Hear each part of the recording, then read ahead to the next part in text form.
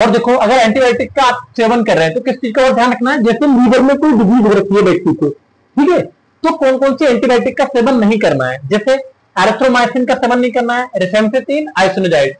तो ये जो हम यूज करते हैं वो किसमें यूज करते हैं, टीबी के व्यक्ति को यूज कराते हैं, ठीक है। तो अगर मान लो किसी को टीबी हो रखी है तो यूज तो जरूर करेगा, तो ये क्या है, डॉक्टर की गाइडेंस में भी, गाइडेंस से यूज करें, ऐसा नहीं अपने आप यूज करने लगे, ठीक।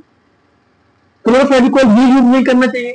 टेट्रासाइक्लिन इसका सेवन नहीं करना चाहिए, ये क्या है, एक ग्रुप है यानी कि इसमें बहुत सारी ड्रग्स आती है, तो स्पेशली टेट्रासाइक्लिन का हमें यूज नहीं करना है।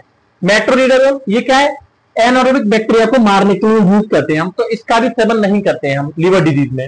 और कोट्राइमेक्सोजोल, जो तुमने सेप्ट्रान देखा होगा गांव में बहुत यूज होती है सेप्ट्रान, तो उसका एक कंपोजिशन, दो ड्रग्स होती है उसमें, एक ये कोट्राइमेक्सोजोल भी होता है, यानी कि सल्फर ड्रग्स होती है।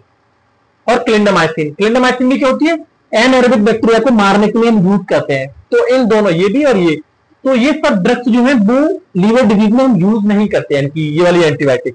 तो कौन सी एंटीबायोटिक हम यूज कर सकते हैं, तो कुछ ड्रग्स जैसे मैं लिख रखी है इसमें जो सेफ रहती है लीवर डिजीज में, जैसे पेनिसिलिन, पेनिसिलिन का यूज कर सकते हो तुम। सेफेलोस्पिरिन, जैसे सेफ्ट्राइक्सोन, यानी कि इंट्रावीनस हम यूज करते हैं इसका 1 ग्राम, ठीक है, डीडी फॉर्म में। एमोक्सिलिन इसका सेवन कर सकते हैं, 500 मिलीग्राम रहती है, ठीक है।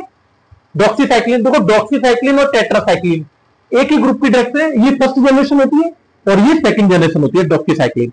तो हम डॉक्सीसाइक्लिन का सेवन कर सकते हैं, ठीक है। फ्लोरोक्विनोलॉन जैसे लीवोफ्लॉक्सासिन है, ठीक है, सिप्रोफॉक्सासिन है, तो इनका सेवन हम आराम से कर सकते हैं यानी कि लीवर की डिजीज में, ठीक। तो अभी और रह गया, जैसे किडनी में कोई डिजीज हो रखी है तो कौन कौन सी एंटीबायोटिक हमें यूज नहीं करनी है, वो और रह गई है, यानी कि जैसे एज रिलेटेड, जैसे बच्चों में कौन कौन सी एंटीबायोटिक हम यूज नहीं करेंगे, तो उसके बाद फिर हम कोई एक ग्रुप